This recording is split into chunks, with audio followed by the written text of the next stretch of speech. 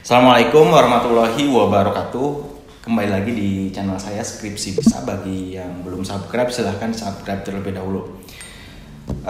Sebetulnya di video kali ini saya tidak akan membahas materi ataupun tutorial mengenai pengolahan data penelitian ya ataupun skripsi.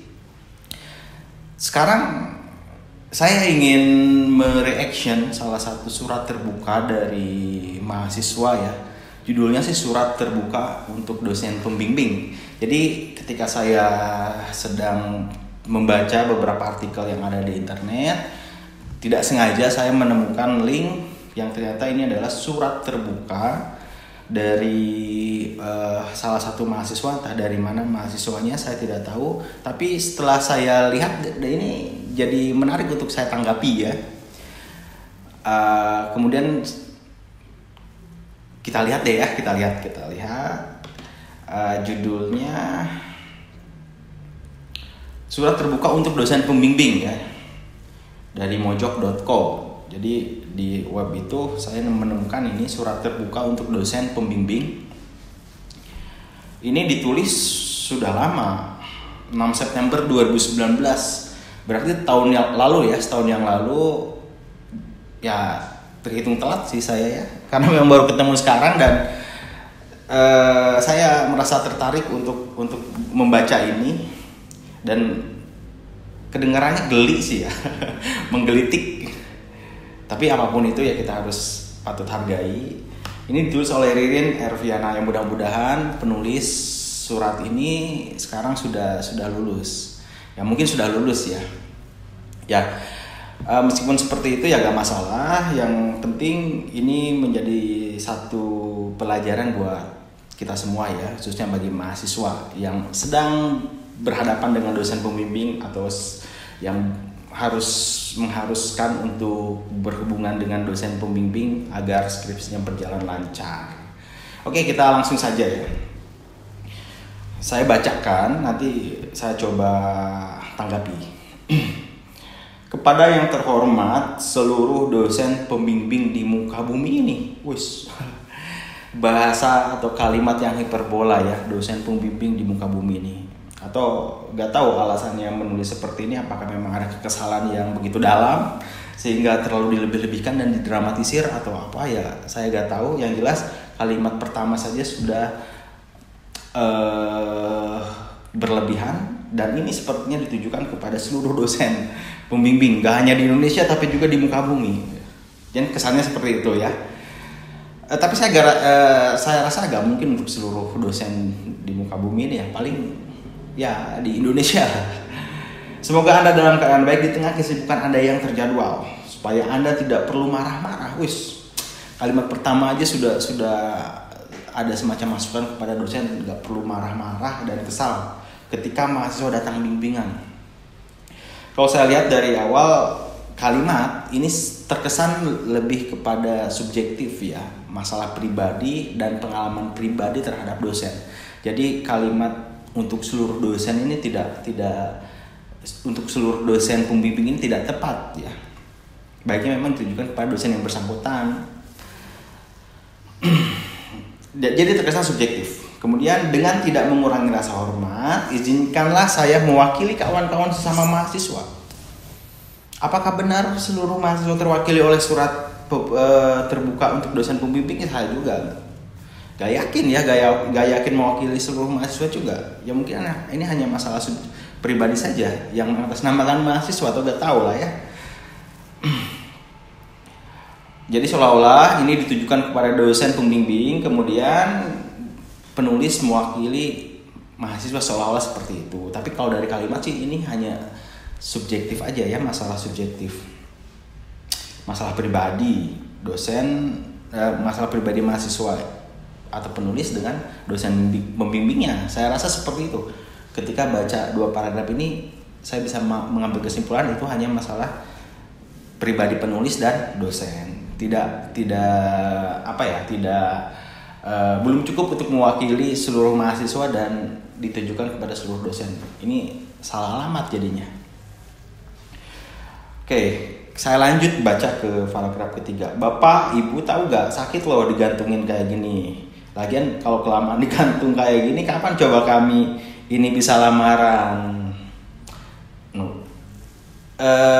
Dugaan saya terhadap ini adalah masalah pribadi penulis dengan pembimbing makin kuat dengan kalimat ini ya. Sepertinya penulis ini digantung oleh dosen pembimbing. Mungkin kapan bimbingan, bukan kapan bimbingan, itu istilah dosen pembimbing minta masuk bimbingan. Tapi mungkin di sini si penulis nunggu jadwal bimbingan tapi susah ketemu. Sepertinya seperti itu ya. Nah, sebagai tambahan juga kami menuntut penghapusan diskriminasi bimbingan dalam bentuk apapun. Ketahuilah, Pak, Bu, sudah bukan rahasia lagi jika selama ini sukses tidaknya proses bimbingan skripsi selalu berbanding lurus dengan kedekatan personal mahasiswa dengan dosen. Oke, jadi dia menganggap seolah-olah yang dekat dengan dosen pembimbing secara personal itu bimbingannya lebih lancar. Saya rasa gak seperti itu ya. Banyak dosen yang profesional. Dan saya makin meyakini bahwa ini hanya masalah pribadi penulis dengan dosen pembimbingnya gitu ya. Hal ini mungkin tidak salah ya, namanya juga manusia pasti susah untuk menghilangkan penyakit subjektivitas. Oke, ya dia ngerasa didiskriminasi, susah bimbingan, dan terkesan subjektif terhadap orang-orang yang dekat saja pembimbingnya. Tapi ini juga subjektif, surat ini juga lebih subjektif pada masalah pribadinya. Jadi tidak bisa mengatasnamakan seluruh mahasiswa dan ditujukan kepada dosen pembimbing seluruhnya. Ini salah alamat, harusnya ditujukan kepada dosen yang bersangkutan, atau memang setidaknya bicaralah dengan kaprodi ya mengenai masalahnya, sehingga kan ada solusi di sana, tidak harus bikin surat seperti ini yang menggelikan buat saya ya. Tapi ya ojo jadi judes gitu toh, Pak, Bu, ketika menghadapi mahasiswa asing yang seumur-umur kalian tidak pernah kalian temui sebelumnya. Oh ya, dia ngerasa didiskriminasi, tapi nggak tahu ya siapa yang salah atau benar. Yang jelas penulis ini ngerasa seperti itu. Kami juga ingin supaya Bapak Ibu jangan terlalu mudi dan ujung-ujung tidak bersedia membimbing kami sampai waktu yang tidak dapat kami prediksi. Bayangkan Pak, Bu, menderitanya nasib mahasiswa tingkat akhir ini. Ibarat kata nih ya, Pak, Bu, kami ini bagaikan manusia terombang-ambing di tengah hanya bermodalkan ban karet, itu pun ban karet butut. Ya, jadi dia menunggu kepastian bimbingan kayaknya dengan dosen pembimbing ya. Ya, makin kesini ya makin ketahuan ini lebih kepada permasalahan pribadi. Tapi nanti kita lihat komentar-komentar yang ada ya. Di sini ada komentar ya. Asal Bapak dan Ibu tahu, menunggu kalian supaya bisa bimbingan itu kadang-kadang kayak nungguin dia putus dengan pacarnya. Lama. Belum lagi ketika kita sudah susah payah menunggu Bapak Ibu di ruangan dosen yang tiba-tiba mendengar kabar bahwa kalian pergi dinas di luar. Ya, oke. Kalau memang penulis ini merasakan seperti ini, tidak salah juga ya ngerasa aduh gimana gitu. Cuman kayaknya tindakan untuk menulis surat seperti ini kurang tepat menurut saya. Oh ya, Pak, Bu, kalau semisal di rumah kalian ada masalah, sini cerita-cerita. Jangan sampai gara-gara banyak masalah kalian akhirnya melampiaskan pada kami dengan mempersulit skripsi kami. Wis, tahu dari mana? Ya cukup kehidupan aja Pak, Bu, yang mempersulit kami. Kalian ya jangan ikut-ikutan. Ya gak tahu lah ya, ini memang betul-betul dirasakan atau hanya kembali lagi ke satu persepsi atau pandangan negatif thinking, pemikiran negatif penulis terhadap pembimbing. Kayaknya sih ada masalah di rumah terus dilampiaskan ke kami deh. Ya saya gak tahu juga, yang jelas nggak semua dosen pembimbing seperti itu kok ya, bahkan kebanyakan profesional. Mungkin ada aja satu dua ya seperti yang dirasakan penulis. Tapi dengan membuat surat seperti ini kurang tepat menurut saya ya. Atau malah bersedia membimbing tapi dengan hati dan pikiran yang entah ada di mana. main coret sana, coret sini, dan ngasih kritik dan saran yang gak relevan atau bahkan serampangan. Dari mana penulis tahu bahwa koreksi atau coret-coret saran dan pemberian saran dari pembimbing itu tidak relevan? Kalau memang dia tahu, pasti lebih tahu. Ya, kalau misalnya pembimbing itu terlihat coret-coret seolah-olah tidak dibaca, itu bukan berarti dia ngasal coret loh. Ya, pembimbing itu sudah berpengalaman penelitian dibanding mahasiswa. Kemudian tiap tahun pasti ada proyek penelitian, dan tiap tahun juga pasti membimbing dan sering baca skripsi. Sehingga ketika ada hal yang di skripsi itu kurang pas, dia akan tahu. Karena ketika baca sekilas dia akan tahu gitu ya, coret-coret seolah-olah ngasal tapi kan dia berpengalaman gitu ya. Nah, ketika mahasiswa bilang gak relevan coret-coretnya, dari mana tahu gak relevan? Apakah dia lebih berpengalaman? Apakah dia pernah membimbing? Apakah dia pernah penelitian sebelumnya? Kan seperti itu. Jadi kalau dapat coret-coret atau revisi dari dosen pembimbing, ya itu hal yang wajar. Kita harus perbaiki karena itu harus dihargai juga oleh kita. Kalau menganggap itu tidak relevan, ya ngapain bimbingan? Yang relevannya seperti apa gitu. Ya, jadi buat penulis surat ini terkesan ada satu kekesalan terhadap pembimbingnya yang dilampiaskan melalui tulisan ini. Ya, nggak salah tulisannya, tapi ketika memang melakukan menulis surat terbuka seolah-olah khusus kepada dosen pembimbing, jadi menggelitik bagi saya. Harusnya Ade di sini yang penulis ini kalau punya masalah seperti ini langsung cerita kepada dosen kaprodi ya, ke kaprodi.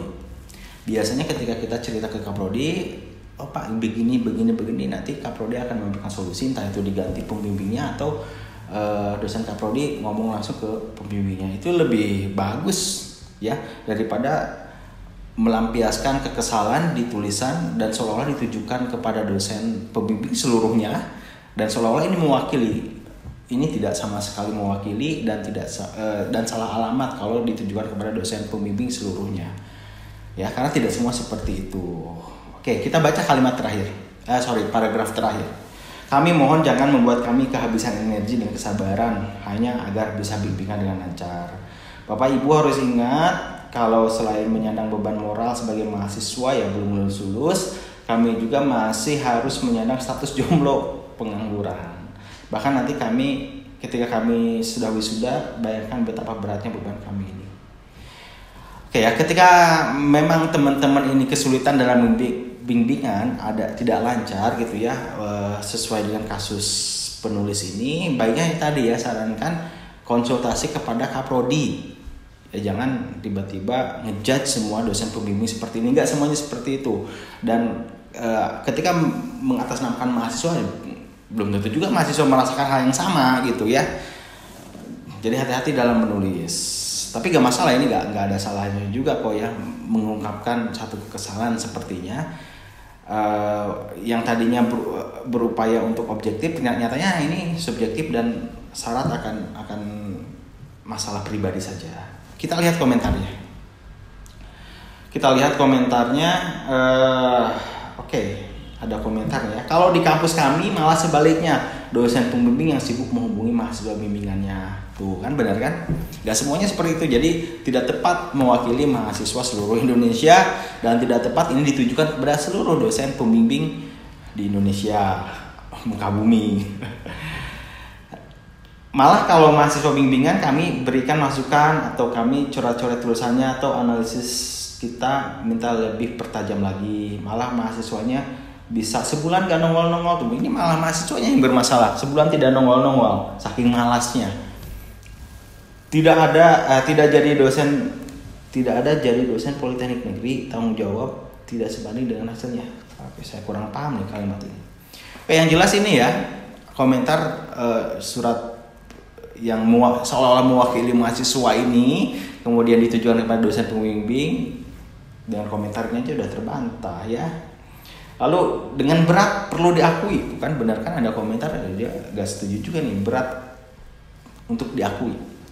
Memang ada dosen demikian, memang ada ya seperti makanya penulis menulis ini juga ya mungkin merasakan. Namun tidak sedikit dosen pembimbing yang memiliki komitmen baik dalam proses pembimbingan. Oleh karenanya, tulisan di atas tidak bisa menjadi justifikasi secara serampangan kepada semua dosen di perguruan tinggi. Itu kan benar. Ya, ada juga yang komentar seperti itu ya, seperti apa yang saya pikirkan. Jadi sekali lagi, kalau misalnya ada masalah dengan pembimbing, ya masalah pribadi dengan pembimbing atau memang entah itu masalahnya dari pembimbingnya atau dari kitanya sebagai mahasiswa, baiknya memang harus dikonsultasikan dengan Kaprodi. Nanti kalau misalnya benar pembimbingnya bermasalah, nanti Kaprodi bisa ada solusi misalnya ganti pembimbing. Jadi seperti itu ya, gak usah seolah-olah menyamakan semua dosen pembimbing seperti itu ya hanya karena kekesalan kamu terhadap pembimbing atau seolah-olah mewakili mahasiswa. Dan tidak semua mahasiswa juga merasakan seperti ini. Buktinya ada mahasiswa yang ngerasa nyaman ya, banyak juga mahasiswa yang lancar-lancar aja meskipun pembimbingnya killer. Jadi kesimpulannya adalah pertama ya tidak salah ya mengungkapkan kekecewaan, mengungkapkan rasa kesal kita dalam tulisan gak masalah. Cuman ketika memang itu menjadi masalah pribadi, ya sebaiknya tidak mengatasnamakan mahasiswa dan tidak ditujukan atau tidak menyamakan seluruh dosen pembimbing itu sama. Ya gak semuanya seperti itu. Jadi seperti itu ya. Mudah-mudahan sukses terus buat penulis. Mudah-mudahan sudah kelar skripsinya dan ada solusi terhadap masalah ini. Dan bagi teman-teman yang merasakan ini sama ya dengan penulis, merasakan hal yang sama dengan penulis, baiknya konsultasi dengan Kaprodi. Itu lebih bagus ya, daripada seolah-olah mewakili mahasiswa, nyatanya kan ini hanya masalah pribadi saja. Oke, itu saja. Terima kasih ya atas perhatian dan sudah menonton video ini. Mudah-mudahan jadi pelajaran bagi kita semua. Assalamualaikum warahmatullahi wabarakatuh.